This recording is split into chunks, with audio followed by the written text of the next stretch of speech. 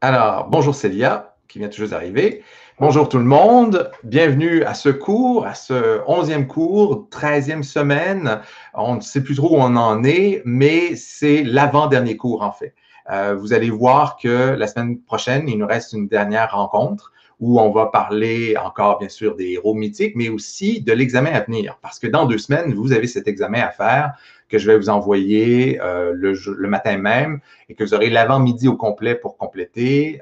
Je vous donnerai tous les détails, je répondrai à toutes vos questions à ce moment-là. On pourra fonctionner à micro ouvert. Mais pour l'heure, pour aujourd'hui, on ferme les micros pour s'assurer que l'enregistrement ne soit pas parasité.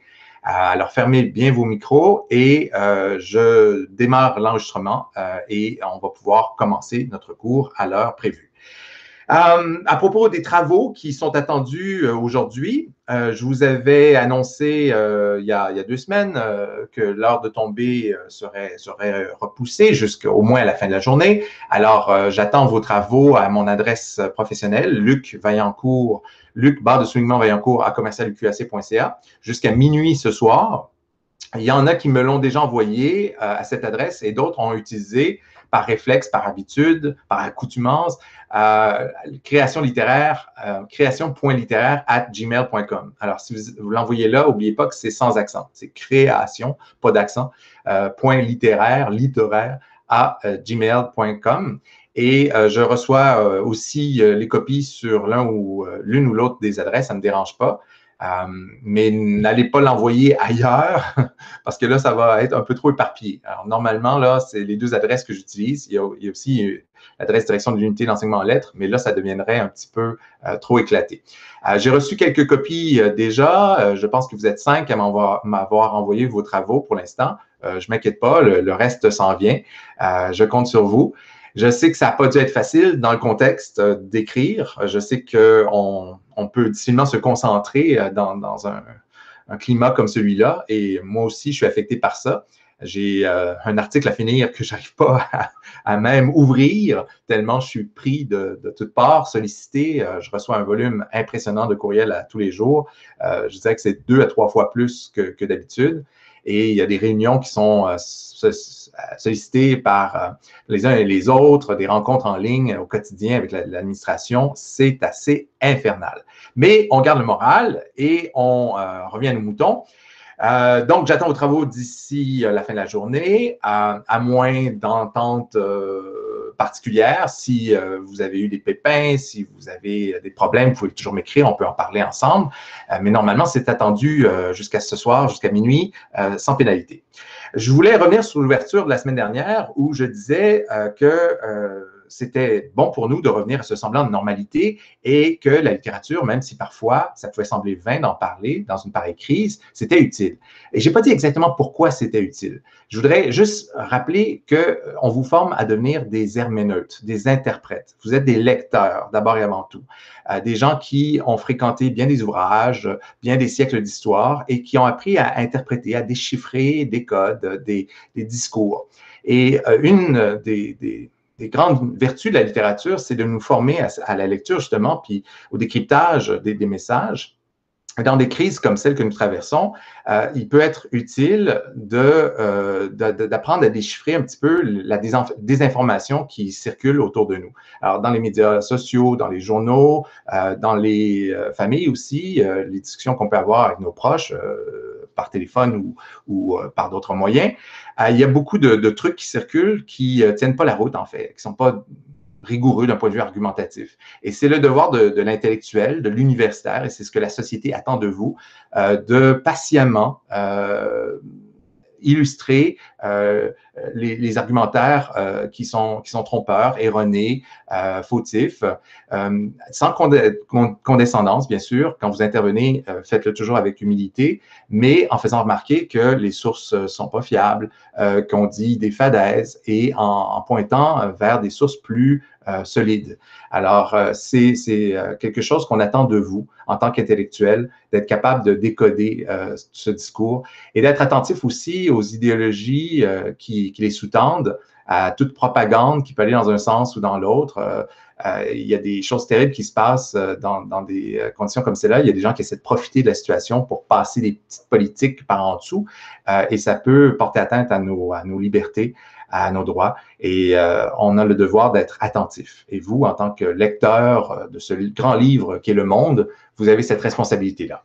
Alors, voilà pour ce propos. Je voulais aussi dire que dans l'enregistrement du cours précédent, j'avais dit une fadaise en parlant des pères de l'Église et je voulais me corriger avec un erratum officiel. J'ai évoqué Saint-Augustin, j'ai évoqué Saint-Jérôme et à un moment donné, au lieu de dire Ambroise, j'ai dit Anselme ou quelque chose du genre. C'était bien Ambroise. Anselme, c'est beaucoup plus tard, plusieurs siècles plus tard. Alors voilà pour cet erratum. Dernier point de cuisine avant de commencer le cours comme tel, je voulais vous inviter au cinéma. Vous saviez qu'on devait voir un film ensemble. Vous savez que j'avais commandé Antigone et on devait le visionner, ce film de Sophie Desrapes, ensemble à la bibliothèque, dans la salle, la médiathèque prévue à cet effet. Et finalement, ben, à cause des circonstances que vous connaissez, ça n'a pas été possible, bien sûr, mais je me suis entendu avec le distributeur et j'ai pu obtenir 25 en fait, tickets d'entrée pour une séance virtuelle. Alors, en espérant que vous serez disponible demain dans la journée, vous pouvez diffuser, enfin, vous pouvez regarder, vous pouvez visionner le film depuis le matin jusqu'au soir, là, à l'heure qui vous conviendra. Je vous donnerai le lien à la fin de la présentation aujourd'hui et je vais vous l'envoyer aussi sur Classroom. Alors, ça va arriver dans votre boîte courriel de toute manière. Et vous aurez un code d'accès sur Vimeo qui vous permettra de visionner donc le film gratuitement. Ne partagez pas ce code avec les copains parce qu'on est limité à 25 entrées et du moment que on passe le mot aux uns et aux autres, il pourrait manquer de sièges. Okay? Alors, on doit se limiter à 25. C'est à peu près le nombre d'étudiants dans le cours, grosso modo. Alors, c'est vraiment chouette et j'ai vu le film moi-même hier et je vous assure que c'est vraiment très bon. Mais attention, ça secoue, c'est très émouvant, c'est très bouleversant. Et puis, on est un peu fragile en ce moment, donc ça vient nous remuer encore plus. Alors, si vous êtes fragile vous-même, particulièrement, peut-être faites attention. Sortez une boîte de mouchoirs, c'est vraiment bouleversant, mais c'est superbe. Du calibre peut-être du film Incendie de Denis Villeneuve, si vous l'avez déjà vu, c'est un classique instantané qui aurait bien mérité de se retrouver aux Oscars. Alors, c'est chouette. À défaut de pouvoir le regarder ensemble, on pourra le regarder chacun pour soi. Et Rosalie me pose la question, est-ce qu'il y aura des questions qui vont porter là-dessus à l'examen? Non. Je vous rassure tout de suite, ce n'est pas un visionnement obligatoire. Moi, je vous le conseille fortement. Ça va éclairer plein de choses dans le cours et ça va enrichir votre expérience cinématographique là, de belle façon. Mais ce ne sera pas objet de questions pour l'examen. De même que les titres que vous avez eu à lire, vous avez eu à lire récemment, bon, Médée, de même, Elisabeth Morin me pose la question, est-ce que Médée fait partie de l'examen? Non, ni les livres que vous avez eu à lire récemment, comme Médée de Corneille, ou encore La Thébaïde de Racine, ou encore Iphigénie ou Phèdre, ne sont pas sujets à questions dans l'examen. Alors, je vous rassure tout de suite, vous ne serez pas interrogé là-dessus. Les seules questions qui vont vous être posées ont partie liée à la matière vue dans les diaporamas, dans les cours comme tels. Les lectures ne font pas l'objet de questions. Les lectures, c'était essentiellement pour alimenter votre travail dans les dissertations. Okay? Et de même, les films aussi étaient pensés dans ce sens-là. Ce n'était pas matière à question pour l'examen. Voilà pour ces précisions.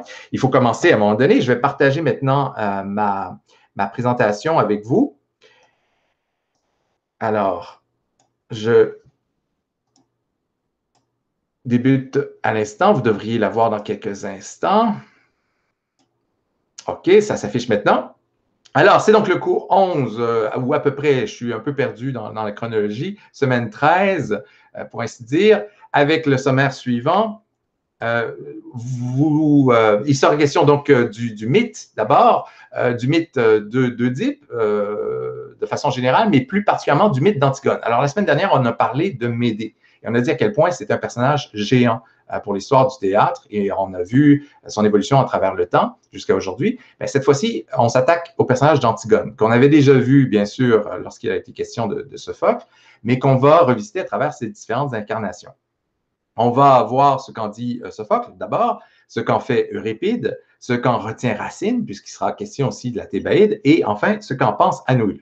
Alors, ça peut sembler très ambitieux, 4 points à l'ordre du jour, ou en fait 5 points à l'ordre du jour, comme ça, au sommaire, mais je vous assure qu'on va passer à travers très rapidement et on ne devrait pas dépasser 1h30 comme la semaine dernière. Et si ça se trouve, on va peut-être faire un peu mieux, un peu moins long. Alors, d'abord, le mythe. Les anciens ont exprimé à travers l'histoire des Atrides, d'abord, c'est celle d'Oreste, d'Agamemnon et des autres, et aussi celle des Labdacides, c'est la famille d'Œdipe, un certain nombre de grandes idées sur les rapports de l'homme et du destin, de la justice aussi, et de l'ordre, de l'individu, de la cité. Et ces grandes questions, elles sont posées au moment où se développe parallèlement au théâtre la démocratie athénienne, bien sûr. Et la philosophie, celle de Socrate, celle de Platon, celle d'Aristote, qui sont contemporains. Alors, c'est un siècle classique, le 5e siècle avant Jésus-Christ, où on va se poser de grandes questions, de graves questions. Les enjeux abordés dans les œuvres littéraires là, ont vraiment partie liée avec les enjeux de société de la démocratie athénienne. Et on va trouver dans la tradition mythologique des échos de toutes sortes aux situations que l'on vit, auxquelles on est confronté, qui vont chercher un sens nouveau à travers les différents auteurs. Alors, vous avez un certain nombre d'auteurs qui vont exploiter le mythe d'Œdipe et ce qui en découle aussi, parce que vous comprenez bien qu'Antigone, c'est relié immédiatement, bien sûr, au destin de son père. Alors, parmi les auteurs qui ont exploité ce mythe d'Antigone, vous avez Homère. Alors, la semaine dernière, on me posait la question, est-ce que Homère fait intervenir Médée? Et j'ai dit pas de mémoire parce que, bon, je relis assez souvent l'outil l'Iliade parce que ça fait partie d'un programme de lecture universelle, là, un cours qu'on donne à l'UQAC. Et je me souviens pas d'avoir vu vraiment intervenir Médée. Effectivement, elle n'intervient pas directement, sinon de manière allusive. Il est question des Argonautes. Et elle fait partie, bien sûr, de l'équipage de l'Argo, mais elle n'a pas un rôle là, à jouer vraiment dans l'Iliade comme tel. Et de même pour Oedipe. Oedipe intervient aussi chez Homère. On en parle, mais c'est une évocation au passage. Tout est déjà chez Homère, vraiment tous les mythes interviennent de façon ou d'une autre, souvent de manière allusive, là, sont rarement développés dans le détail, parce que c'est quand même l'histoire, bon, la guerre de Troie, c'est quand même l'histoire d'Ulysse, qui intéresse d'abord Homère, mais il est question aussi d'Œdipe. Seulement, Oedipe est un roi qui va mourir au combat chez Homère, alors que ce n'est pas du tout ce qu'en retiennent les autres.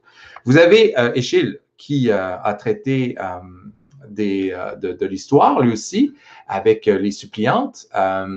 C'est une pièce qu'on n'a pas vue vraiment dans le détail, mais qui correspond essentiellement aux sept contre Thèbes, ou aux Phéniciennes d'Euripide, c'est-à-dire c'est l'épisode qui intervient après que Oedipe ait réalisé son crime et qui présente la guerre fratricide que vont se livrer Éthéocle et Polynice.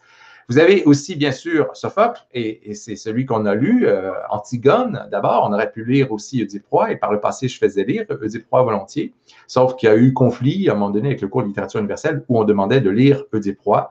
Alors là, ça faisait une lecture un peu redoublée. Alors, j'ai préféré vous envoyer vers Antigone, parce que je pense aussi que c'est un personnage très intéressant. Alors, je vous invite à lire Oedipe Roi si vous ne l'avez pas lu, mais Antigone n'est pas à dédaigner non plus. C'est un texte au moins aussi important pour l'histoire du théâtre que Oedipe Roi.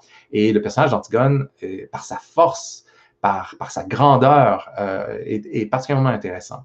Alors, c'est moins connu, mais on retrouve aussi Antigone chez Euripide et Sénèque.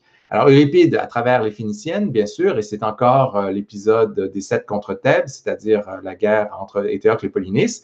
Et d'un auteur à l'autre, c'est pas exactement le même visage Antigone qui nous est présenté. C'est-à-dire que Antigone, c'est tantôt celle qui s'oppose au pouvoir avec force, férocité, obstination, et tantôt c'est l'espèce d'ange de vertu pour qui la famille passe avant tout, la fille attentive qui s'occupe, qui veille sur ses parents, qui veille sur son père, qui l'accompagne jusqu'à Colonne. C'est l'histoire d'Édipe à Colonne, la dernière pièce de Sophocle. Mais donc, ce n'est pas exactement la même psychologie. Et d'un auteur à l'autre, on a voulu miser sur un aspect de cette personnalité plutôt que l'autre, et ça donne des résultats assez intéressants.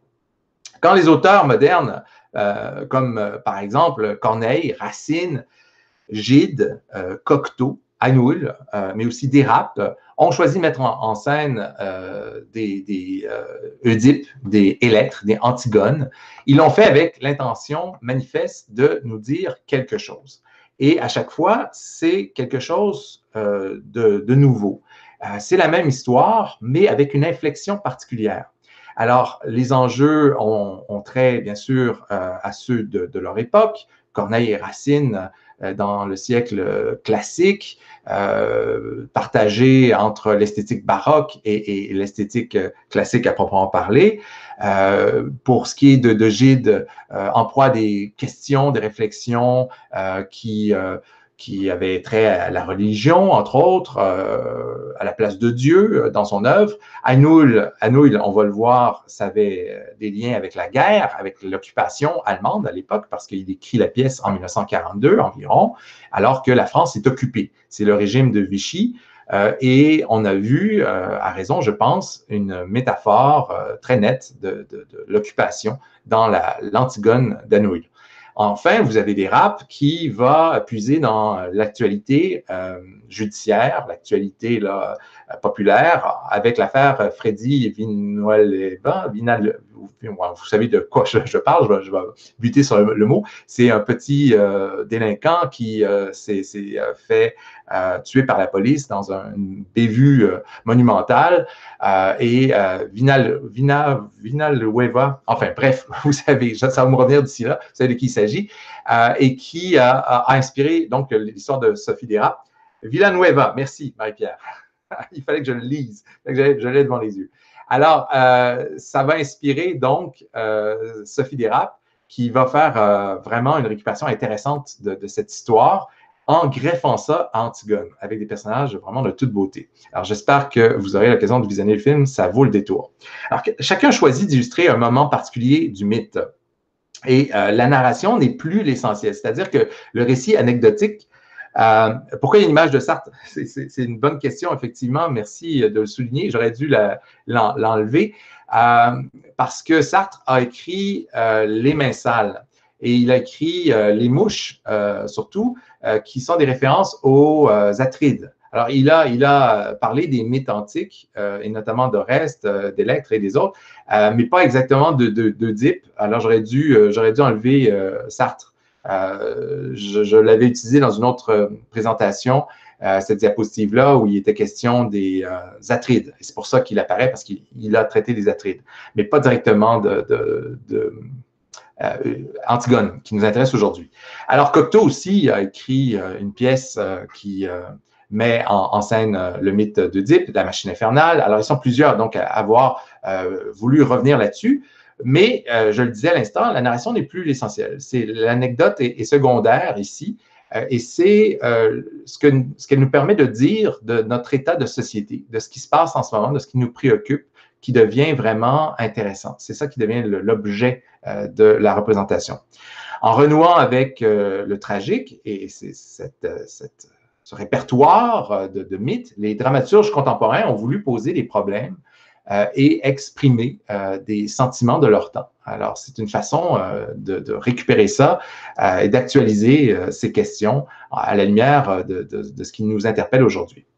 Alors, Sophocle a exploité le mythe d'Oedipe dans 3 pièces lui-même, pas seulement Antigone qu'on a vu, mais qui est la première des pièces, d'après la chronologie, à tout le moins, là, qui date de, non, 442-441, c'est pas la première. Antigone, donc 442-441, ouais, c'est ça, c'est la première.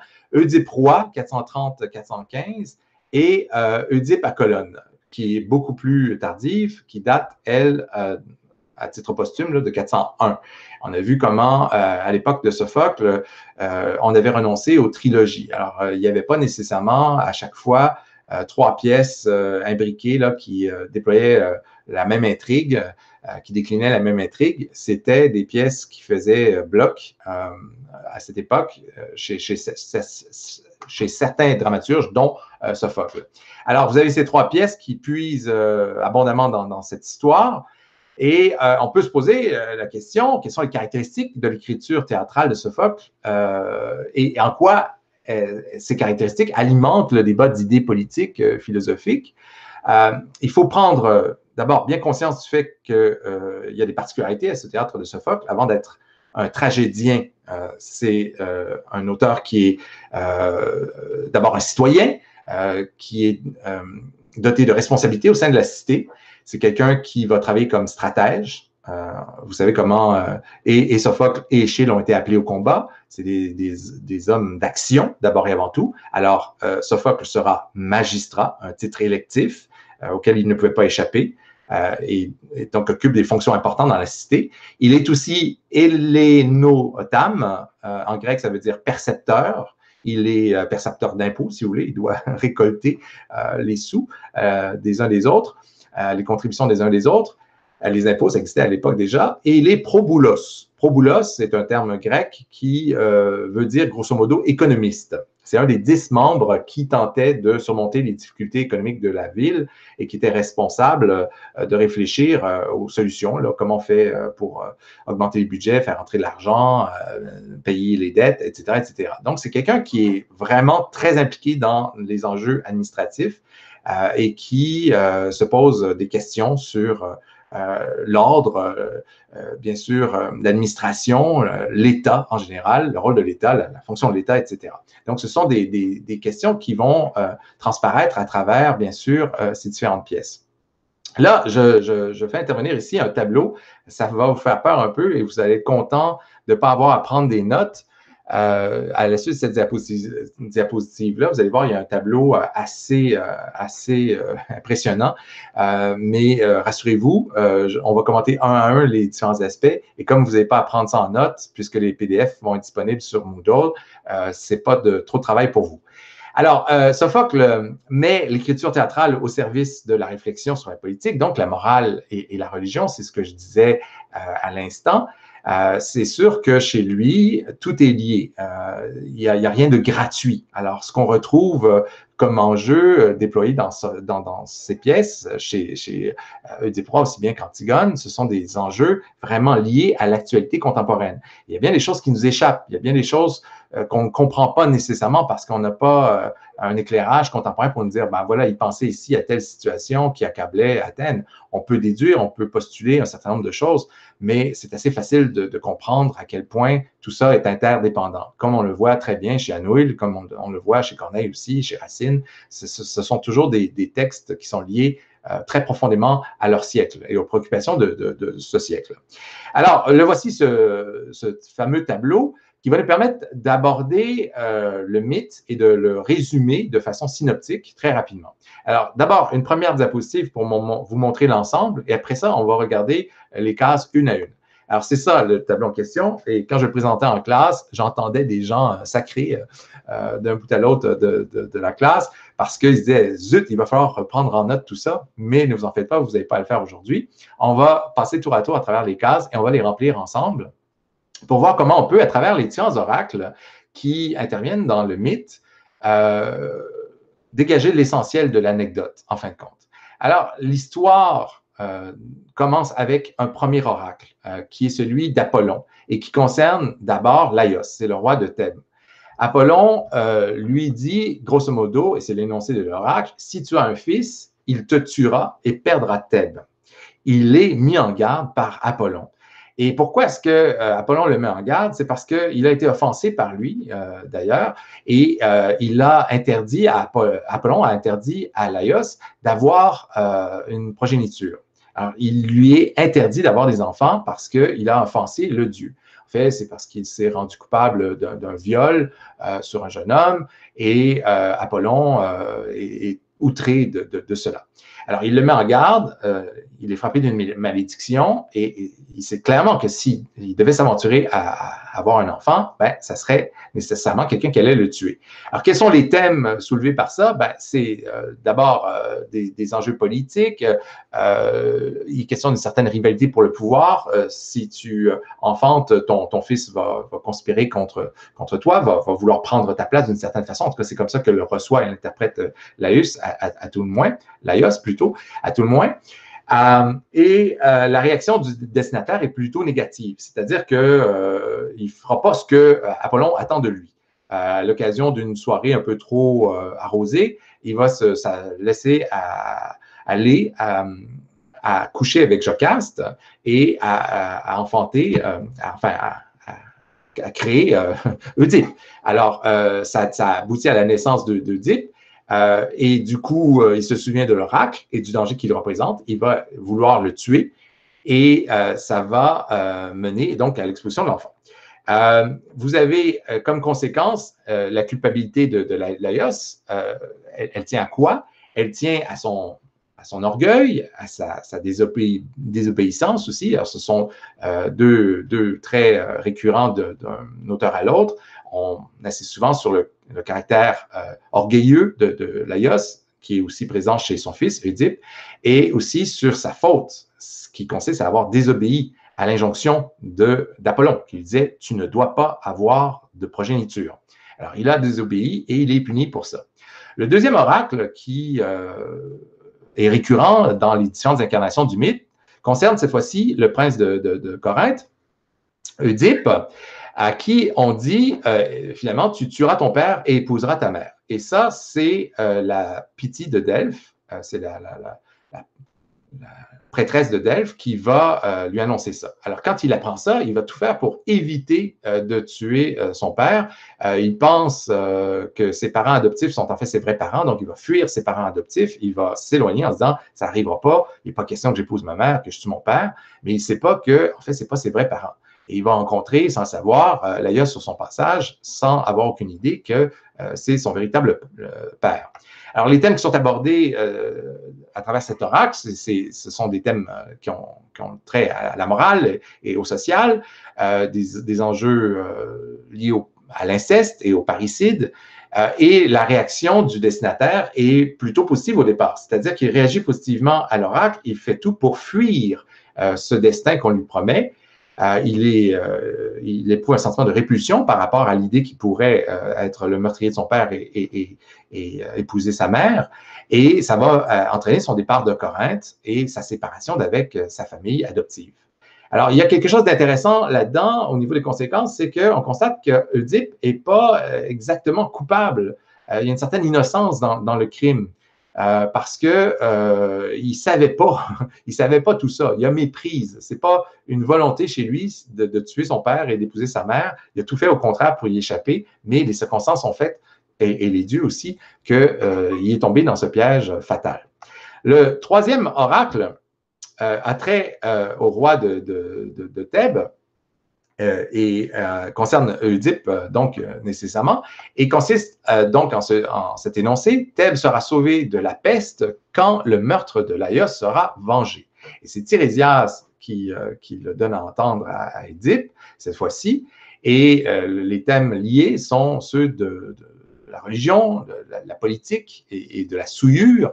Alors, si on éprouve en ce moment cette peste qui nous frappe, c'est parce que il y a quelqu'un qui a fauté, qui a offensé les dieux, qui a entaché la ville, le peuple thébain, de son crime. Et c'est ce qui va lancer chez Oedipe la volonté d'enquêter pour trouver le coupable, qui est à l'origine de cette souillure, de cette punition des dieux, sans savoir que c'est de lui dont il s'agit.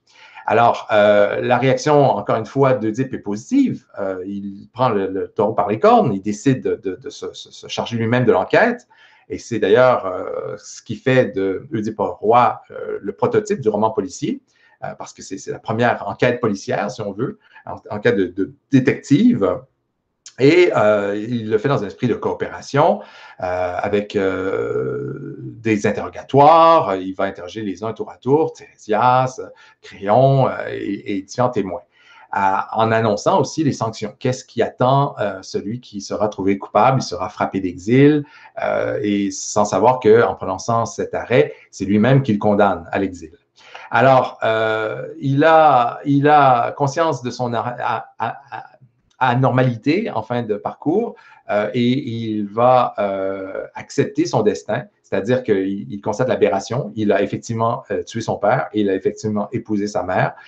Ça le conduit à s'aveugler lui-même et à accepter son destin, qui est l'arrêt qu'il avait prononcé pour l'éventuel coupable, c'est-à-dire l'exil. Alors, ce tableau a ceci d'avantageux qu'il résume de façon synoptique vraiment l'essentiel du mythe. On passe maintenant à cette tragédie qui est la dernière composée par Sophocle, Oedipe à Colonne. Alors, Oedipe à Colonne est une tragédie dite de suppliant. Il y en a plusieurs dans l'histoire du théâtre et ça commence chez Échille déjà. Et ces tragédies suivent un schéma classique et tout à fait prévisible. Alors, il y a toujours quelqu'un, un groupe ou un individu qui va subir des violences.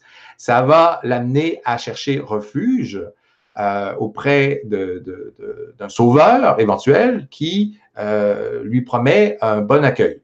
Alors, on va chercher refuge, par exemple, chez Thésée, à Athènes, lui demander sa protection. Alors, l'espérance et l'angoisse des suppliants les amènent à hésiter à quitter un lieu sacré où ils ont trouvé refuge. Ils vont toujours témoigner leur gratitude envers l'autre. Il y aura toujours des scènes de combat et la défaite des ennemis. C'est toujours comme ça que ça se passe. Les suppliants sont protégés, ils sont aimés des dieux, ils ont suivi les rituels et on ne peut pas ne pas répondre favorablement à la demande de suppliant. C'est un devoir solennel et on entacherait sa conscience et on se perdrait vis-à-vis des dieux si on devait rejeter des suppliants qui ont suivi tous les rites requis. Alors, si on suit les étapes, on fait les choses comme il faut, on ne peut pas dire non aux suppliants. Et la prophétie est un motif récurrent. Il y a souvent une prophétie qui annonce que pour l'hôte qui aura accueilli favorablement la demande des suppliants, il viendra une récompense considérable. Alors, c'est un peu le schéma. Mais c'est aussi cette tragédie d'Oedipe à Colonne, une tragédie de l'expiation et de la rédemption. Parce que ce fameux personnage d'Oedipe, qu'on croyait vraiment perdu face aux dieux, frappé par la malédiction familiale, va trouver le moyen de se réhabiliter contre toute attente, parce qu'on pensait qu'il serait honni de tous pour avoir tué son père et épousé sa mère et eu des enfants avec elle, enfants qui l'accompagnent d'ailleurs. Isménée et Antigone l'accompagnent dans son exil avec beaucoup de bienveillance. Alors, contre toute attente, Oedipe va connaître une espèce d'apothéose à la fin où il se réconcilie avec les dieux et son destin.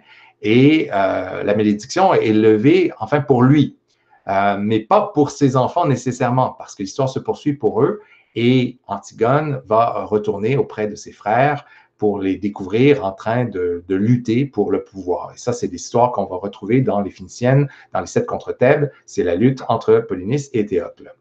Alors, dans Antigone, on pose un certain nombre de questions. Antigone représente une héroïne qui oppose son libre arbitre aux forces du destin et de la tyrannie. Alors, on se pose ces questions, comment ne pas répéter les erreurs du passé? On sait que par le passé, on a fait des erreurs stratégiques, on a fait preuve d'orgueil, d'obstination, de démesure, et on sait qu'on n'est pas tout à fait en bon terme avec les dieux. Les dieux ont frappé la famille d'une malédiction, alors on aurait tout intérêt à les calmer. Oedipe a réussi à se réconcilier avec les dieux, mais ses enfants n'y parviennent pas tout à fait. Et pourquoi? Parce qu'ils tombent dans les mêmes travers, même obstination bornée, même orgueil démesuré, qui fait qu'Antigone, parce qu'elle est inflexible, va être écrasée finalement par le pouvoir. Alors, Créon n'est pas plus net là-dedans. Créon est victime de son arrogance. alors que Antigone, elle, est victime de son intransigeance. On le voit chez Sophocle, les lois des dieux l'emportent finalement sur celles des hommes.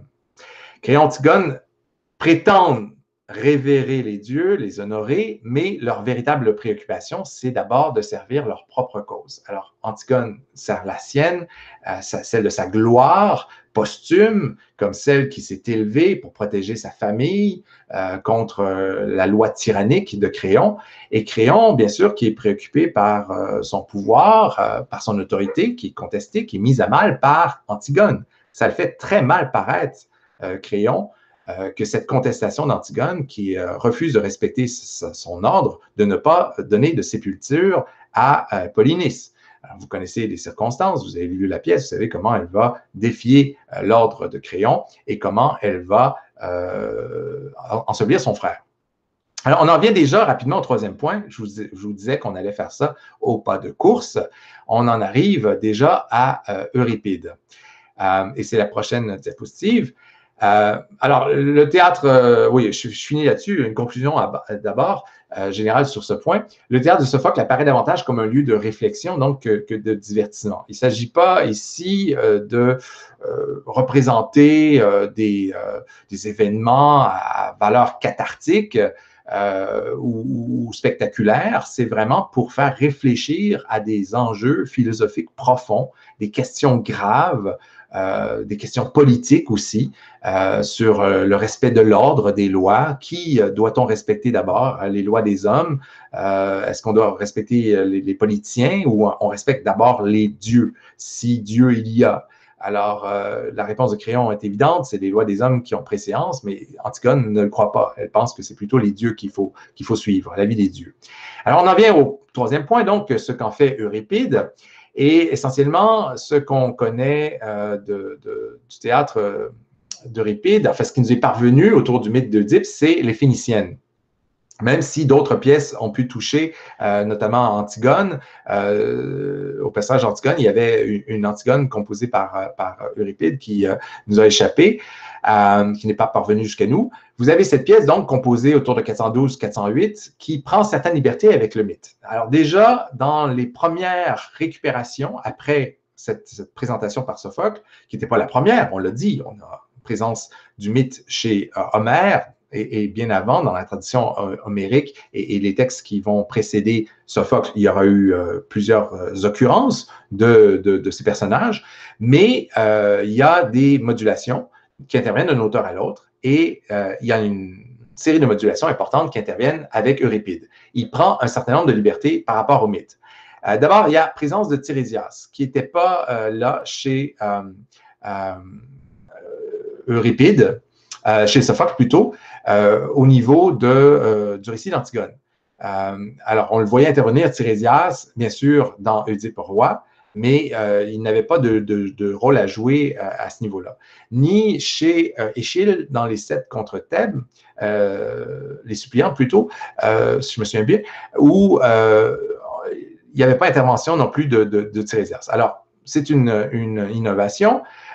Vous avez aussi cet autre aspect qui fait survivre Oedipe, finalement, à sa femme et à ses fils. C'est-à-dire que dans la chronologie de Sophocle, Oedipe est mort quand Éthéocle et Polynice entament leur combat. Et Jocaste aussi est morte. Mais là, tout d'un coup, la chronologie est un peu inversée. Oedipe est encore vivant. Et il va voir mourir sa femme, ses fils, alors que ce n'est pas du tout comme ça que ça se passe chez Sophocle.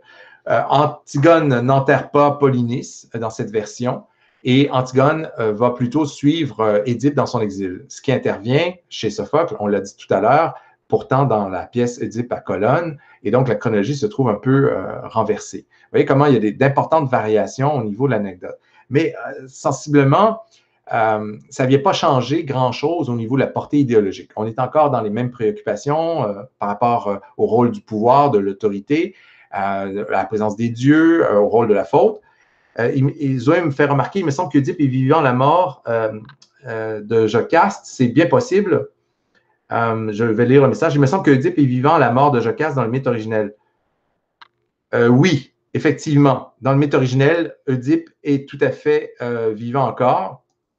Et j'ose pas trop m'avancer plus loin parce que mon souvenir est un peu lointain dans la chronologie des uns et des autres, parce que de Sénèque à Euripide, à Sophocle, quand on remonte, là, il y a des différences et parfois je confonds une pièce avec l'autre, parce qu'il y a aussi présence d'Antigone et des motifs racontés dans les Phéniciennes chez Sénèque. Il y a une pièce qui s'appelle Les Phéniciennes chez Sénèque, et il y a aussi Antigone, qui avait été écrit, une Antigone qui avait été composée par Sénèque. Et donc, parfois, mon souvenir se confond un peu, mais oui, je pense, Zoé, que vous avez raison. Dans le mythe originel, Oedipe est vivant à la mort de Jocaste, pour l'essentiel. Et la plupart du temps, c'est comme ça que ça se passe. On en vient maintenant à notre quatrième point déjà, Racine, ce qu'en fait Racine. Alors, les auteurs de la tragédie classique vont aux sources de l'histoire antique pour nourrir leur tragédie. Et un des motifs les plus séduisants, ou enfin un des mythes les plus séduisants pour ces auteurs de tragédie, ça va être le mythe d'Oedipe. Ils vont être plusieurs à s'y frotter. Avant Racine, il y a déjà eu un autre dramaturge très important qui s'appelle Rotrou, qui a composé une pièce autour d'Antigone déjà.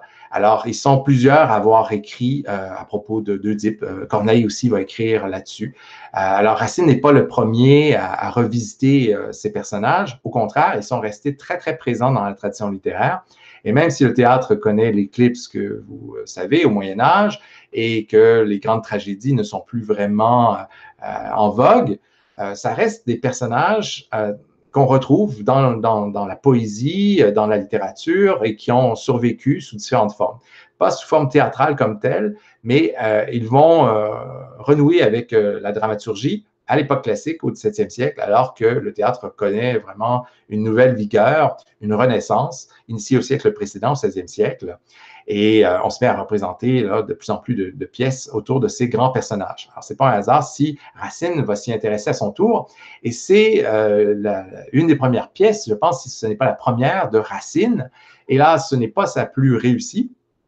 Et je suis toujours un peu gêné de la mettre au programme parce que ce n'est pas la meilleure lecture. Là. Quand on découvre Racine à travers les sept contre Thèbes, on peut être un peu déçu, on peut rester sur sa faim.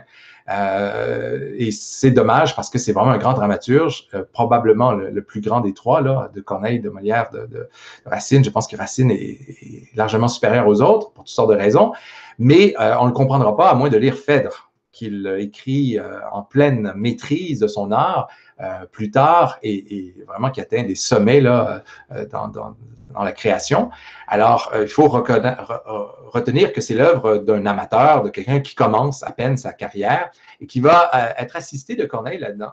Et aussi peut-être de Molière, parce que c'est peu connu, mais Molière est responsable de la troupe qui va monter, qui va créer le spectacle. Alors, la première de cette pièce, les sept contre Thèbes, est jouée au Théâtre du Palais, et Molière et sa troupe sont les comédiens retenus pour la création. Alors, c'est quand même intéressant de voir l'affiliation entre ces grands dramaturges, comment ils se sont côtoyés, ils ont partagé le même espace et ils se sont même entraidés. Alors, il y a plusieurs enjeux à l'époque, des enjeux politiques aussi qui vont transpirer dans la pièce, mais il y a des enjeux esthétiques aussi. Dans la préface à la Thébaïde, Racine va vouloir expliquer pourquoi il a fait les choix qu'il a fait et va tâcher de se distinguer de ses prédécesseurs, et notamment de Rotrou. Alors, il blâme Rotrou pour ses excès baroques et essaie d'imposer l'ordre classique dans tout ça. Alors, il puise donc lui aussi chez Euripide et chez Sophocle l'essentiel de la matière de sa tragédie. Il ne semble pas qu'il ait été inspiré par Sénèque. En tout cas, ce n'est pas une inspiration manifeste, s'il y en a. Et dans la préface, il précise donc qu'il a plutôt emprunté le plan de sa tragédie aux Phéniciennes d'Euripide.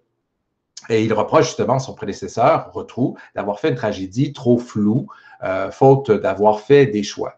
Bon, cela dit, les choix de Racine ne sont pas toujours des plus heureux dans ses modifications quant au personnage, par exemple.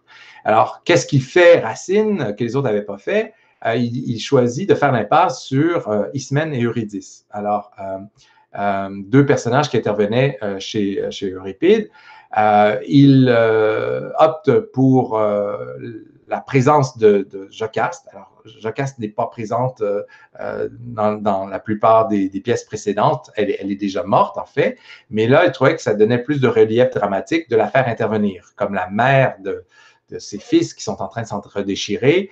Oedipe est au loin, il n'est pas là. Donc, pour accroître l'intensité dramatique, ça lui semblait pertinent de faire intervenir Jocaste. Et il va s'en expliquer dans sa préface. Il y a aussi la présence physique des deux frères, parce que chez Euripide, il est question d'Éthéocle, et Éthéocle est bien présent, mais Polynice est abordé de manière allusive. Il n'intervient pas vraiment dans la pièce, autrement que par allusion. On parle de lui, on parle de ses mouvements et tout, mais il est extérieur un petit peu à l'action. Alors que là, il y a présence physique des deux frères qui jouent un rôle important.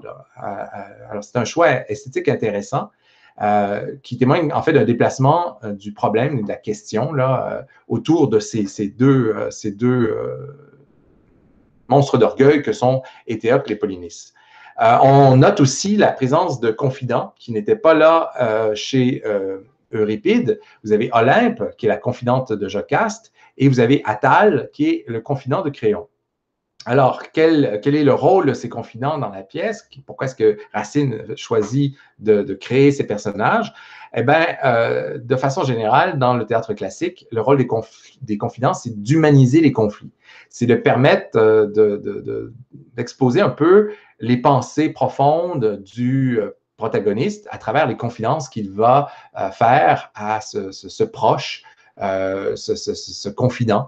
Donc, dans lequel il s'épanche. Alors, Créon va s'adresser à Attale et exposer ses pensées et sa perfidie à travers son discours, comme Jocaste va se confier à Olympe. Alors, il y a des absences qui influent aussi sur le sens de la pièce. Alors, vous avez cette présence de Jocaste et des confidents qui est une innovation, mais le fait d'avoir renoncé à Ismène mène à une mécanique tragique totalement différente parce que il y avait une interaction importante chez Euripide entre les deux sœurs qui est complètement éclipsée ici. Alors, il n'y a pas ce couple finalement de sœurs qui est si intéressant chez Sophocle, par exemple, ou encore chez Anneau un peu plus tard. Vous allez voir que vraiment, les deux sont indissociables. Enfin, c'est deux figures d'une même pièce, deux sœurs semblables à bien des égards, mais opposées par le choix, l'une de suivre l'autorité et l'autre de la défier. Alors, un certain nombre de déplacements interviennent, transformations au niveau du sens, de la portée de la pièce. Il y a une certaine insistance sur le fait que c'est pour obéir à Antigone et par amour que Aimon est parti derrière Polynice parce que Aimon intervient dans cette pièce et se bat aux côtés de Polynice et s'est précipité au milieu du combat au péril de sa vie. Alors, il y a des personnages qui interviennent ici comme Ménécée, fils de Créon, qui va se sacrifier pour finalement arrêter cette guerre. Et là, son sacrifice ne suffira pas, il va juste redoubler l'ardeur des combattants. Mais Ménécée a fait acte héroïque en disant si le sang doit couler, le sang d'un prince doit couler, que ce soit le mien. Et va se suicider donc pour essayer de calmer le jeu. Et là, ça ne fonctionnera pas et le conflit fratricide va se poursuivre jusqu'à son terme funeste. Alors, c'est une pièce politique, cette pièce de Racine, les sept contre Thèbes, avec en son centre la question d'État, plus précisément de la sauvegarde de la cité et de l'importance de la raison d'État. Alors, vous avez d'un côté Éthéocle qui est ce souverain populaire, populiste, qui dit « Je suis aimé de Thèbes ». Je sais bien que mon père voulait qu'on règne en alternance, Polynice et moi, mais c'est moi que le peuple aime, c'est moi que le peuple veut pour son souverain. Alors, c'est normal que je sois le roi désormais. Mais ce n'est pas du tout ce qu'avait décidé Oedipe. Il avait partagé le pouvoir également entre ses fils et il y avait une alternance qui avait été instaurée où une année, c'était Éthéocle qui tenait les règnes du pouvoir et l'autre année, c'était Polynice.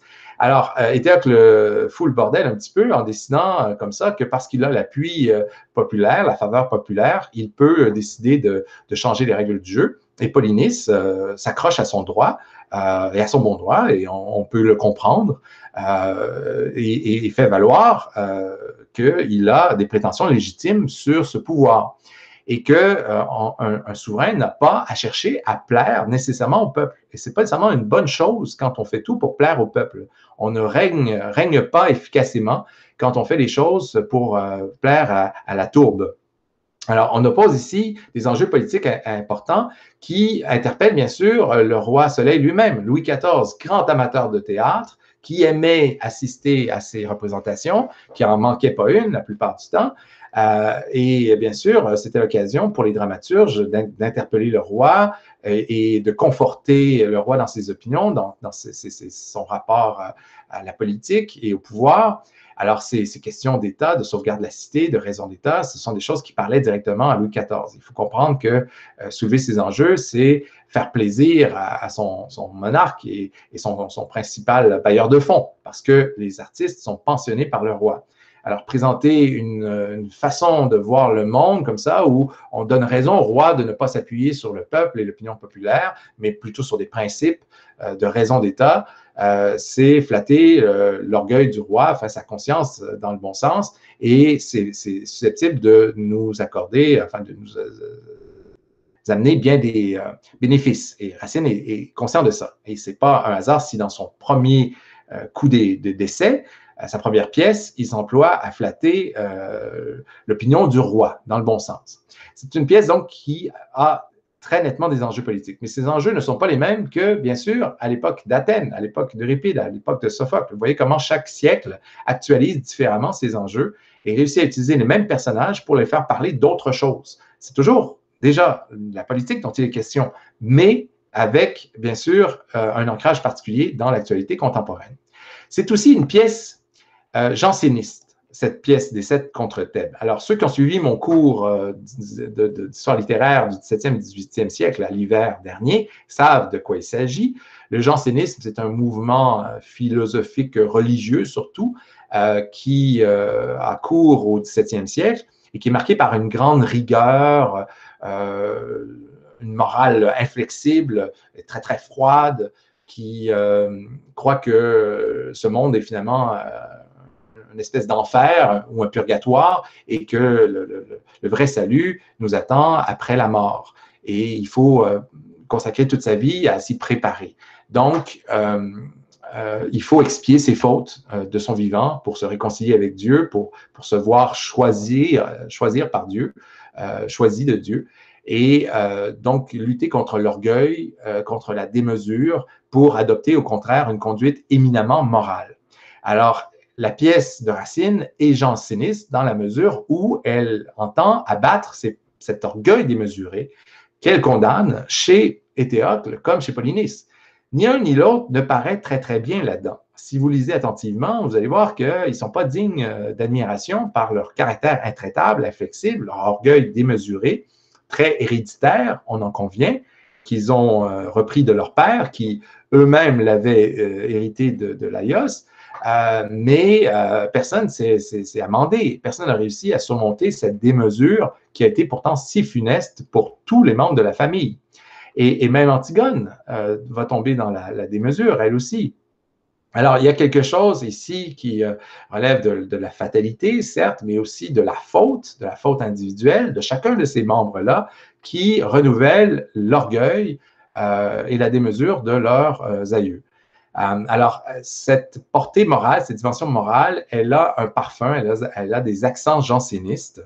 Et si vous approfondissez un peu le siècle, vous allez comprendre que c'est vraiment quelque chose de très, très fort chez Racine.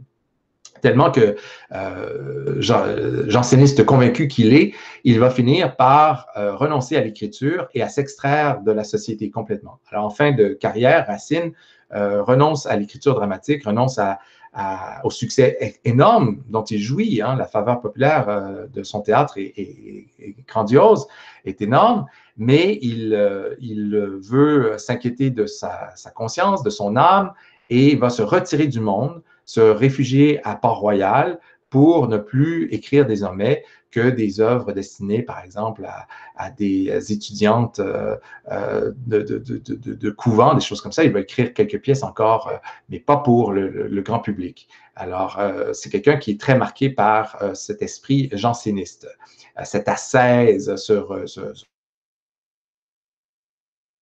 ce refus du monde, de la société qui amène au pli sur soi, à l'exclusion, au confinement même, pourrait-on dire. C'est un mot à la mode. Alors, voilà ce qu'on a fait à Racine. On enchaîne maintenant avec le 4e point déjà, et on aborde Anouilh. Alors, Anouilh signe une Antigone.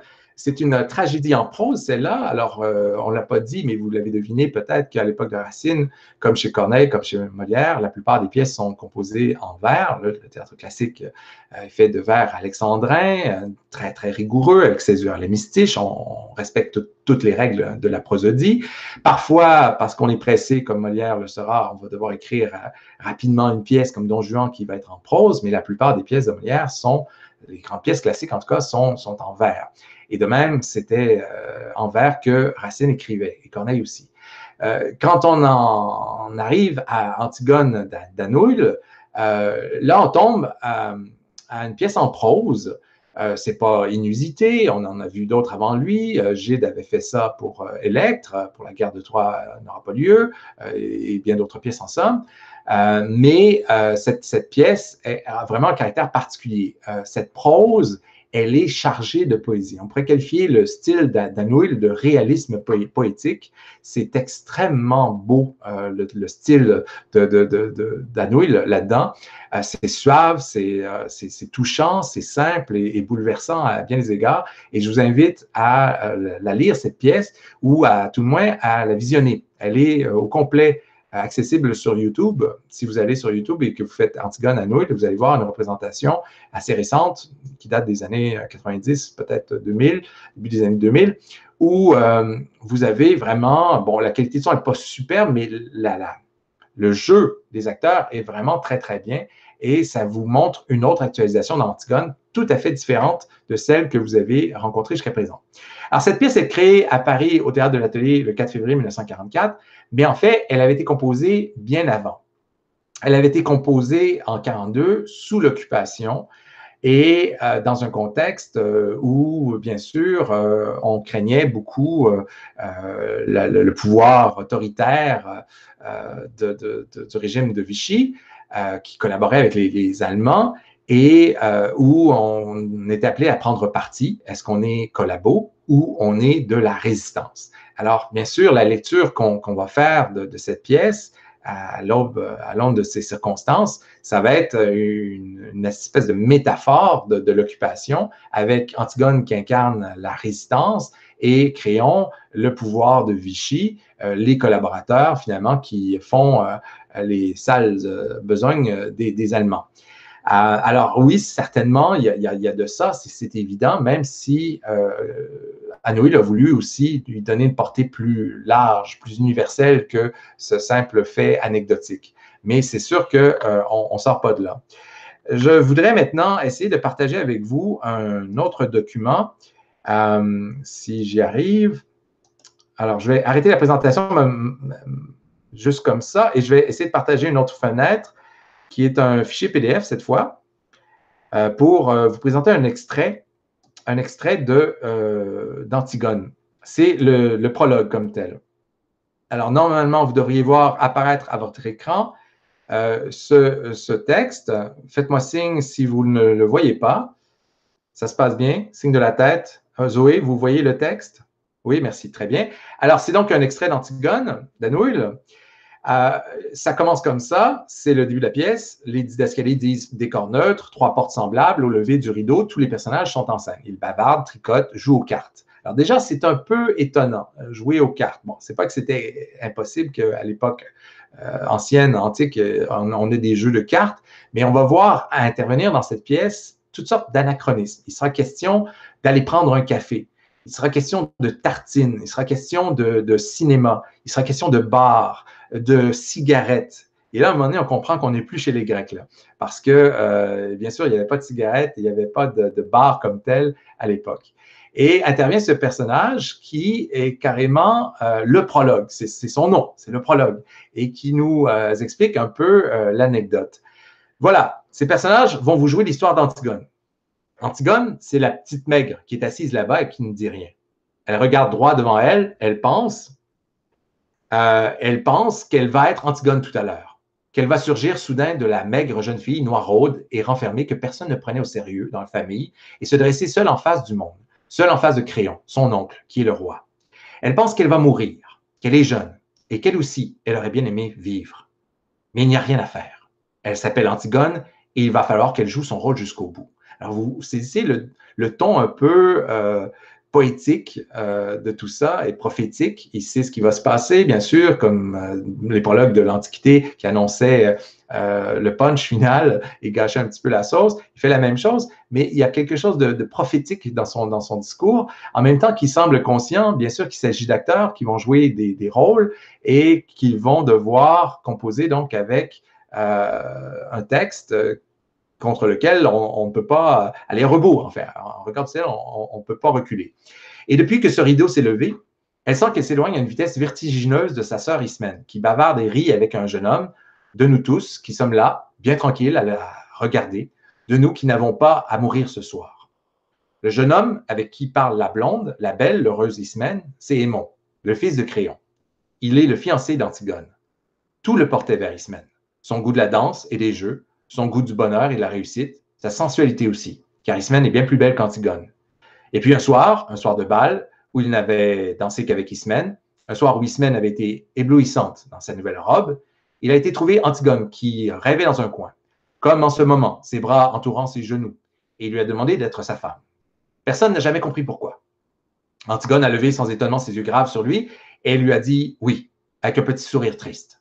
L'orchestre attaquait une nouvelle danse, Ismène riait aux éclats, là-bas au milieu des autres garçons, et voilà, maintenant lui, il allait être le mari d'Antigone. Il ne savait pas qu'il ne devait jamais exister de mari d'Antigone sur cette terre, et que ce titre princier lui donnait seulement le droit de mourir. Cet homme, robuste, aux cheveux blancs, qui médite là, près de son page, c'est Créon. C'est le roi. Il a des rides, il est fatigué, il joue au jeu difficile de conduire les hommes. Avant, du temps d'Oedipe, quand il n'était que le premier personnage de la cour, il aimait la musique, les belles reliures, les longues flâneries chez les petits antiquaires de Thèbes. Mais Oedipe et ses fils sont morts. Il a laissé ses livres, ses objets, il a retroussé ses manches, il a pris leur place. Quelquefois, le soir, il est fatigué. Il se demande s'il n'est pas vain de conduire les hommes. Si cela n'est pas un office sordide qu'on doit laisser à d'autres, plus frustre. Et puis au matin, des problèmes précis se posent qu'il faut résoudre. Il se lève tranquille, comme un ouvrier au seuil de sa journée. Alors, vous aurez remarqué que le ton n'est pas le même que dans les pièces qu'on a pu voir, bien sûr, chez les auteurs antiques. On a un texte nettement plus narratif. On a l'impression de lire un récit romanesque, une narration romanesque, et la suite est à l'avenant. Même si c'est bien sûr une pièce de théâtre, il y a quelque chose dans cette prose qui fait très romanesque, prose poétique, vraiment d'une simplicité éclatante. Je reviens à la présentation PowerPoint. Alors, on devrait retrouver la présentation où on en était, à l'Antigone d'Anouilh. Vous avez donc cette scène d'exposition très originale, troublante, parce qu'on y retrouve une certaine familiarité, ce prologue qui gâche le punch, qui annonce des trucs. Tout semble être dit, mais en même temps, c'est dit de façon décalée, de façon éthérée, de façon très poétique, et ça nous situe dans une atmosphère un peu différente. Alors, il y a quelqu'un qui s'est ajouté à la réunion. Bienvenue à vous. Alors, on en est à Anouilh, l'Antigone d'Anouilh, et on vient de lire cet extrait de la scène d'exposition. Donc, cette mise en scène d'un personnage qui porte bien son nom, le prologue, et qui joue un rôle introductif, finalement, qui présente les enjeux de la pièce.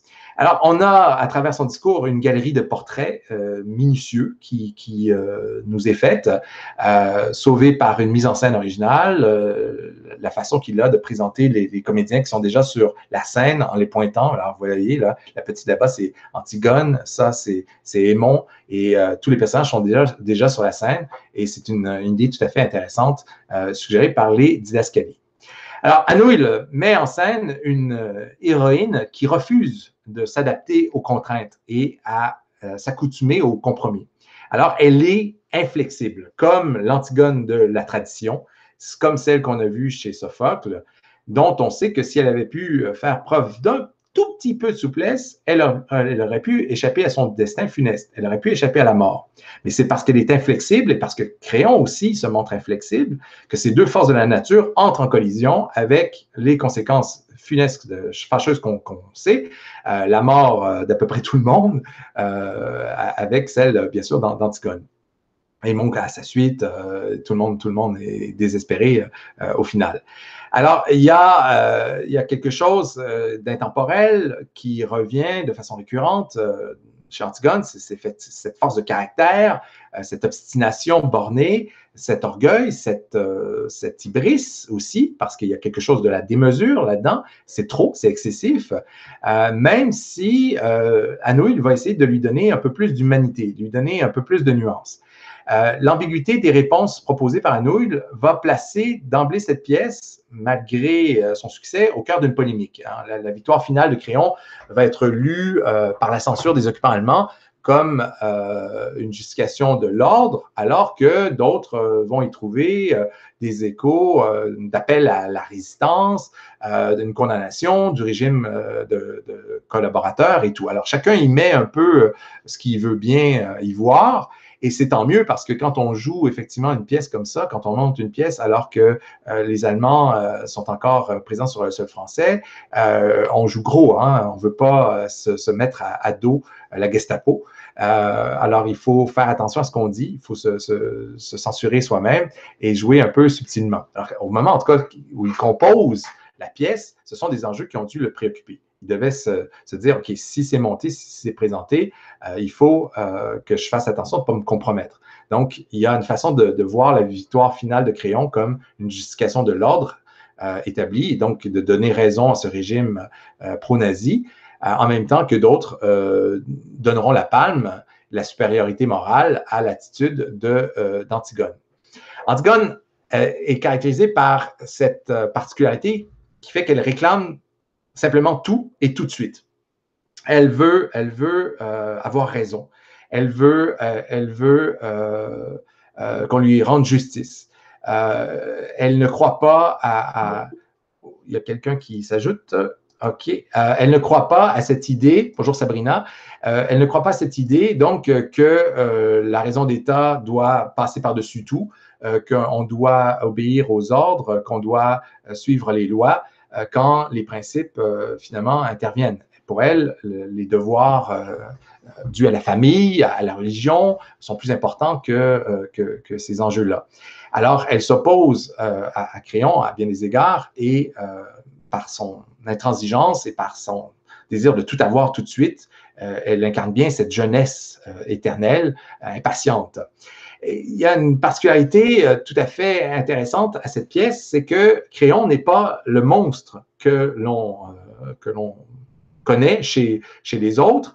Créon est souvent mal présenté, là, présenté de façon peu flatteuse, peu avantageuse par les auteurs. C'est vrai chez Euripide, c'est vrai chez Racine aussi. Mais ici, Créon essaie de sauver Antigone. Quand il apprend qu'elle a été vue en train d'ensevelir son frère, il lui demande qui t'a vu, à part les gardes. Elle a dit, ben, les gardes seulement. OK, c'est correct. S'il n'y a que les gardes, écoute, rentre chez toi, Antigone, oublie ça, moi je m'occupe des gardes. Et ce qui est sous-entendu ici, c'est qu'il est prêt à zigoter les gardes, à les exécuter, à les tuer, pour pas que l'information se propage. En fait, Créon est très embarrassé que Antigone ait défié son ordre et il voudrait ne pas avoir à la condamner. Mais il est coincé, il ne veut pas perdre la face devant tout le monde en disant oui, bon, OK, ben, parce que c'est Antigone, parce que c'est la famille, je ne peux pas la punir et je vais lui laisser la vie sauve. Alors, il ne veut pas en venir à avoir à faire ce choix-là. Et comme l'histoire n'est pas encore inventée, il se dit, ben, c'est le moment, tout ce que j'ai à faire, c'est d'enterrer ça rapidement. Sans jeu de mots, on enterre cette histoire-là et si je m'occupe de faire taire les gardes, personne ne le saura. ça ne sera pas plus grave, on n'aura pas de crise sur les bras. Et il fait tout pour essayer de calmer Antigone, lui dire, écoute, raisonne-toi, fille, c'est ta vie qui est en jeu. Et vraiment, on n'a pas du tout le même rapport. C'est un Créon qui est beaucoup plus conciliant au départ, qui essaie de transiger entre son devoir, enfin son sens de l'État et de l'ordre et son affection manifeste pour Antigone. C'est pas du tout le même personnage. Ça le rend beaucoup plus ambigu, beaucoup moins détestable.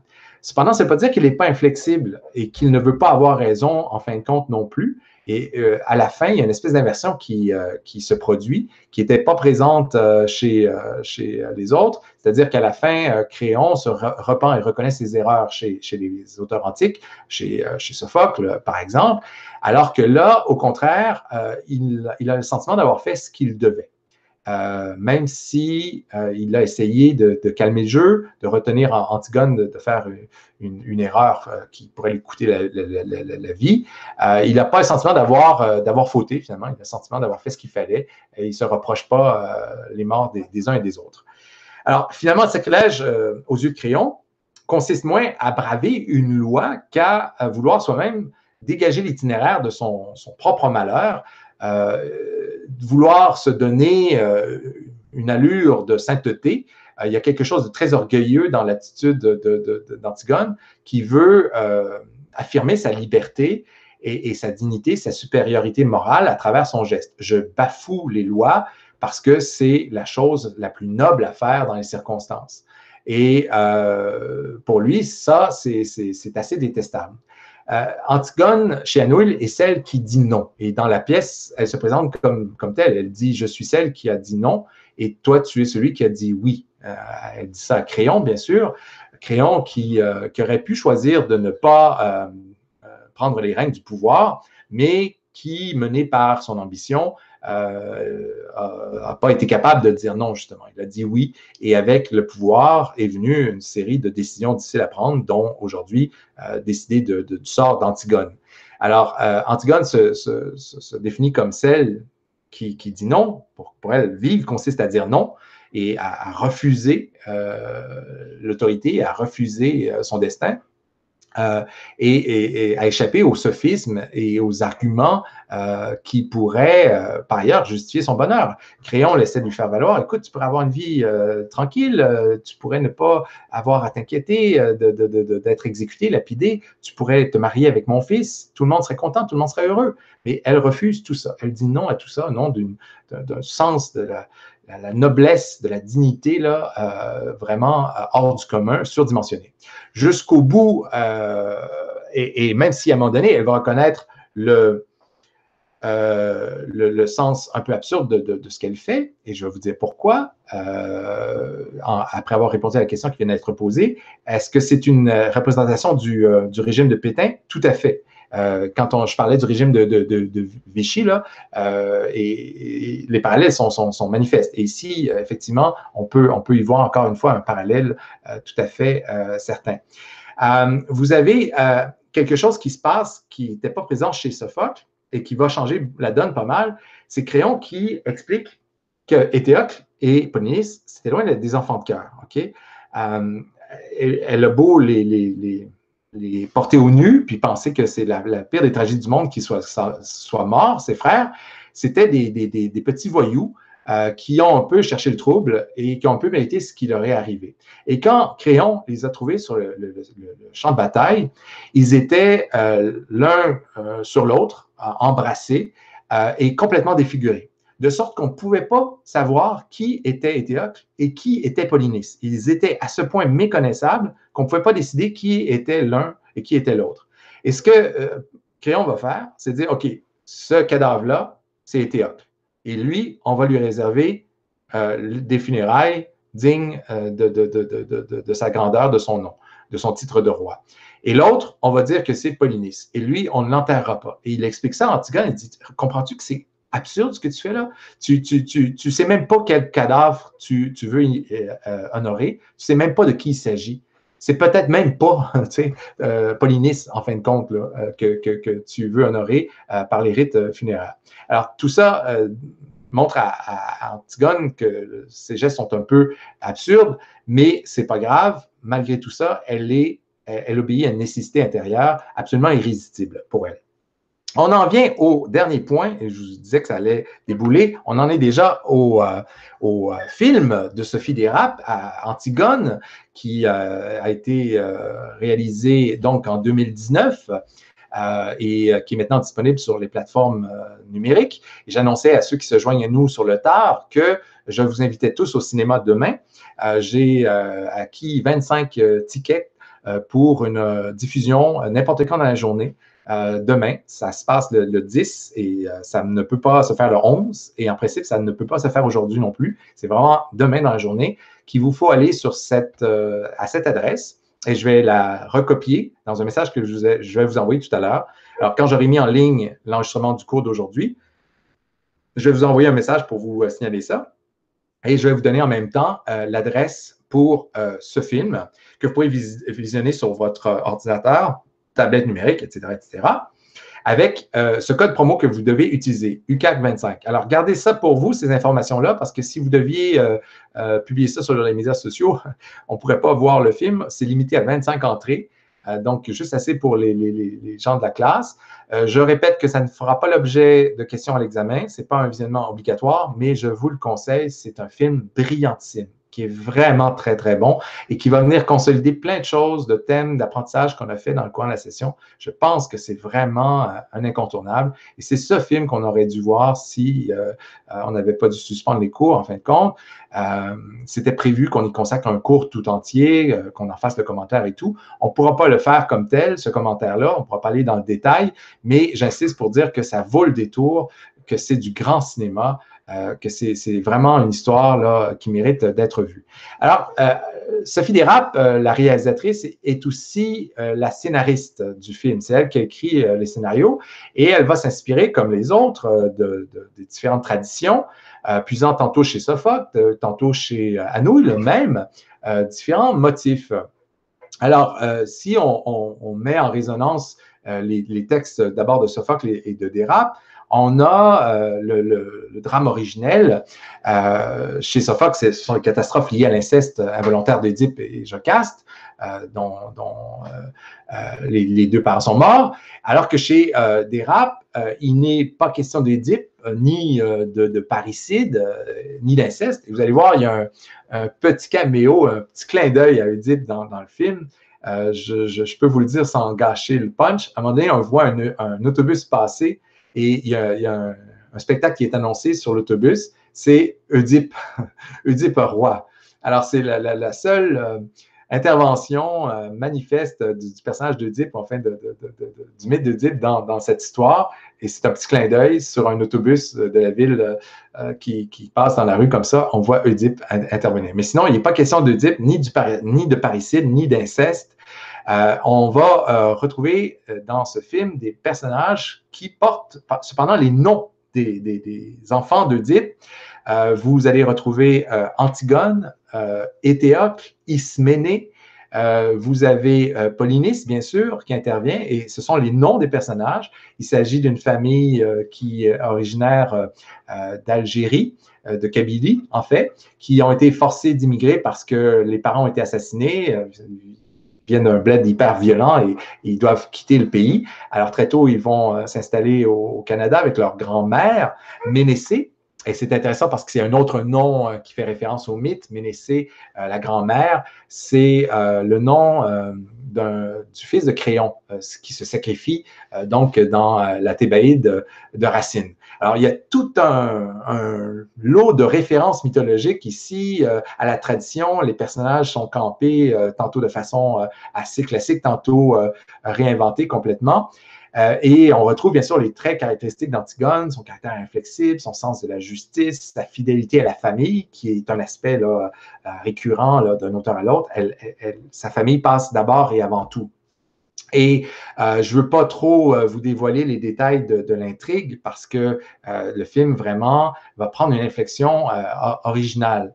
Ce n'est pas une copie carbone de l'Antigone de Sophocle, même si on retrouve plusieurs éléments mythologiques. Il y a cette histoire liée à l'actualité, liée aux gangs de rue, liée aux enjeux de société bien à nous, tout à fait contemporains qu'on retrouve, qui vont donner un spin, une inflexion vraiment inédite à cette pièce. Alors, vous avez cette fidélité à la famille qui est très importante, qui était déjà là chez Sophocle. Antigone veut que ses deux frères aient droit, autant l'un que l'autre, au rite funéraire, quitte à affronter la loi de Créon. C'était très fort chez Sophocle. Tandis que chez Antigone de Sophie d'Érap, toutes les actions d'Antigone dans le film sont commandées par cet impératif de fidélité à la famille. Elle va vouloir aider son frère Polynice dans des circonstances que je n'expliquerai pas trop en détail parce que ça vous vendrait la mèche, à affronter la justice. Et Antigone est prête à commettre des actes illégaux, en fait, pour sauver son frère. Alors, bien sûr, on n'a pas la question des rites funéraires. La religion ne prend pas de place dans ce film. Elle n'intervient pas du tout, alors que ça aurait pu être un enjeu, mais on a choisi de mettre ça de côté.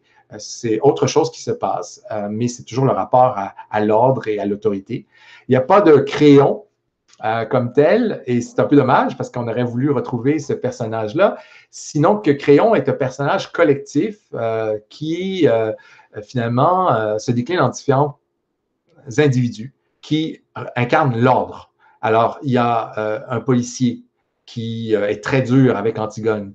Il y a un juge qui est très sévère aussi avec Antigone. Et chaque fois qu'elle est confrontée à la police, l'autorité, la loi, c'est un peu ce rapport d'antagonisme qu'on avait vu entre elle et Créon qui s'incarne. Mais il n'y a pas donc ce personnage de Créon. Il y a un personnage qui s'appelle Christian, et sur le coup, on se dit, ah, ça pourrait être une figuration de Créon, mais vous allez voir que Christian n'est pas méchant comme tel. Donc, on ne peut pas y voir vraiment une évocation de Créon. Il y a présence du cœur. Et ce cœur, il est tout à fait original parce qu'on peut se poser la question, comment on fait aujourd'hui pour intégrer un cœur dans une œuvre moderne sans que ça fasse un peu bizarre? Eh bien, elle a trouvé une astuce très intéressante. Le cœur, c'est les médias sociaux.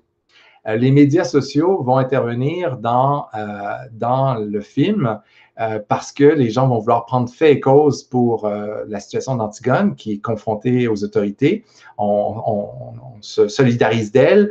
Elle est le symbole de la révolte contre l'autorité et ça plaît beaucoup aux adolescents. Ça suscite toutes sortes de débats et dans les médias sociaux, les gens vont commenter tantôt en faveur, tantôt en défaveur de ce que fait Antigone.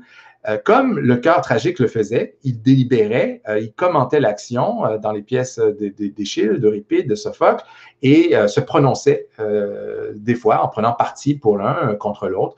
On fait la même chose. Et on va le faire à travers une série de clips formidables. On dirait des vidéoclips avec souvent accompagnement musical. Il y a du rap, il y a du hip-hop, il y a toutes sortes de morceaux de musique tout à fait efficaces. Et c'est ponctué d'images extrêmement colorées, un montage endiablé du genre vidéoclip, justement, où on voit intervenir toutes sortes de flashs, tantôt des graffitis, tantôt des scènes de manifestations, pour montrer finalement très nettement cette présence du cœur qui supporte l'héroïne, qui va se solidariser d'elle dans sa situation confrontée aux autorités.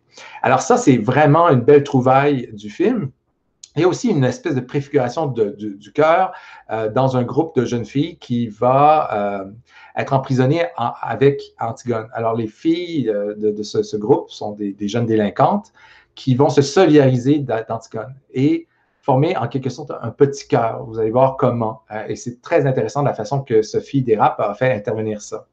Alors, vous avez dans ce film un sentiment de justice qui est indissociable de l'attachement à la famille. Pour Antigone, la justice, c'est celle des siens. C'est préserver les intérêts, la sécurité, la liberté de ses proches. Ce n'est pas une histoire abstraite de loi, de code civil, de règlement. Elle n'en a cure de ça. Elle, ce qui l'importe, c'est vraiment de soutenir sa famille.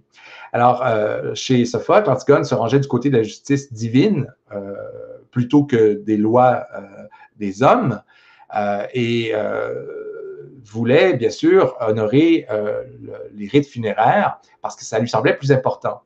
Chez Antigone de Sophie d'Érap, c'est la loi de la famille qui l'emporte sur la loi humaine, la loi civile, Et c'est ce qu'elle va entreprendre de défendre Mordicus au péril de sa vie, au péril de son existence, et en s'exposant à des conséquences très, très graves.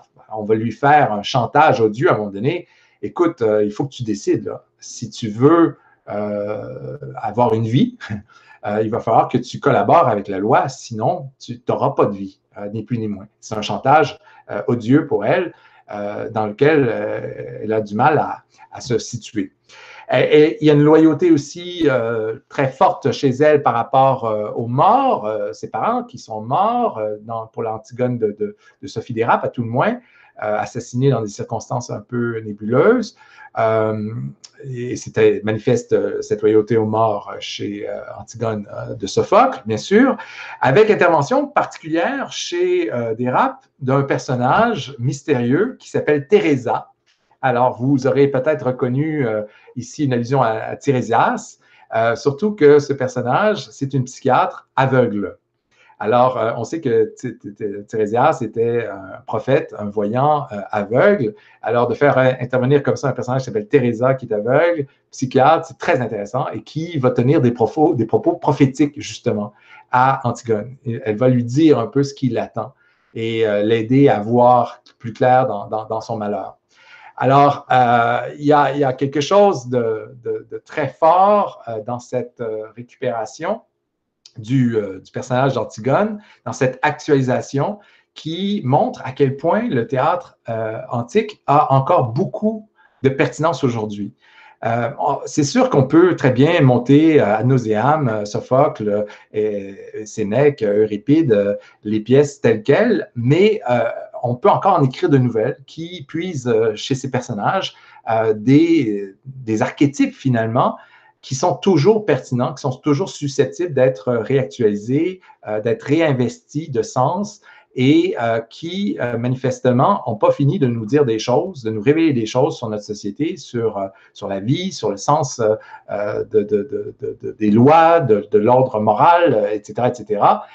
Et c'est manifeste. Si vous en doutez, là, un seul instant, là, allez voir Antigone de Sophie Dérap et vous aurez trouvé là une réponse très claire, non, à n'en point douter. Les mythes anciens n'ont pas vieilli. Ils sont capables de s'actualiser et de retrouver leur pleine pertinence entre les mains de créateurs talentueux, comme c'est le cas de Sophie Dérap. Alors, je ne vais pas vous en dire davantage sur le film parce que vraiment, ça serait facile de gâcher l'expérience. Et j'ai ça en horreur, les divulgateurs. On me fait le coup trop souvent. Alors, je ne vous le ferai pas à vous. Et j'avais promis de m'arrêter avant 1h30. Je constate qu'on est à 10h27. Alors, voilà, ça sera tout pour aujourd'hui. J'annonçais plutôt que la semaine prochaine, ça serait notre dernière rencontre vidéo, à tout le moins. On me donne un divulgateur à l'instant. Je ne le répéterai pas parce qu'il y en a qui ne l'ont pas vu. Ça sera donc notre dernière rencontre vidéo et on va aborder en rafale les héros qu'on n'a pas eu le temps de voir. Il va falloir que je concentre un peu quelques cours parce qu'on devait parler de Phèdre, par exemple. On devait parler aussi de l'Orestie, de ce qui advient des Atrides par la suite dans la tradition. On va le faire, mais on va le faire de façon plus synthétique, plus légère, plus souple. Et c'est notre maître mot, notre mot d'ordre, notre modus vivendi pour les prochaines semaines, de la souplesse. De la souplesse et de la simplicité. On va essayer de faire ça simple le plus possible. Et donc, au terme de cette présentation qui va porter sur ces héros dont je viens de vous parler, il y aura un petit topo sur l'examen à venir. En quoi ça va consister? À quoi ça va ressembler? Quel type de questions? Comment on se prépare? Je vous ai déjà dit que vous aviez droit à tout et même éventuellement à la consultation puisque je ne pourrais pas l'interdire, c'est-à-dire que je ne peux pas contrôler ce que vous faites chez vous. Vous pourriez vous appeler et discuter entre vous. C'est tout à fait possible. Alors, je ne peux pas vous l'interdire. Ça demeure une possibilité. Je vais juste être attentif, bien sûr, à ce que dans vos réponses, lorsqu'elles sont développées sur quelques lignes, on ne dise pas exactement la même chose. Alors, si je vois qu'il y a copie, bien sûr, je vais sévir. Mais si vous reformulez, si vous n'êtes pas en train de dire exactement la même chose les uns les autres, il n'y a pas de mal à ce que vous puissiez vous consulter même. Alors, je vais expliquer tout ça la semaine prochaine avec ample détail et je vais vous inviter au terme de cette explication à ouvrir vos micros la semaine prochaine seulement pour répondre à vos interrogations. Je vais aussi vouloir vous parler des textes reçus parce que je fais le pari que bon nombre ont choisi d'écrire des pièces de théâtre, en fait des petites scènes de théâtre. Et peut-être que certains parmi vous aimeraient partager leur création. Alors, j'essaie de trouver un moyen de vous consulter d'abord et de mettre en ligne ou de présenter peut-être, dans le cadre du cours la semaine prochaine, un extrait ou même une partie au complet d'un texte qui montre une actualisation là, contemporaine d'un héros mythique. Alors, un de ces pastiches que vous aurez écrit. Alors, ça pourrait être intéressant. Alors, si je ne le fais pas dans le cadre du cours comme tel, je m'arrangerai pour rendre ça disponible sur Moodle ou sur Classroom parce que je pense que ça va être intéressant de voir ce que ça a pu vous inspirer. Alors, voilà pour ce cours. C'est tout ce que j'avais à vous dire. Ariane approuve, merci. On se retrouve donc même heure, même poste la semaine prochaine pour ce dernier cours officiel de notre session. Après ça, la semaine après, ça sera l'examen que vous ferez à la maison depuis 9 h jusqu'à 13 h. Vous pourrez travailler dans le confort douillet de votre foyer à répondre aux questions et à m'envoyer le tout à la fin. Alors, merci beaucoup. Merci de votre présence. Vous étiez 18 aujourd'hui. Et oui, je vais essayer de me reposer un peu d'ici là. Merci à vous. Merci, bonne journée, Annie. Merci, Marie-Pierre. Merci, Valérie. Et Rosalie aussi. Au revoir. Bonne semaine.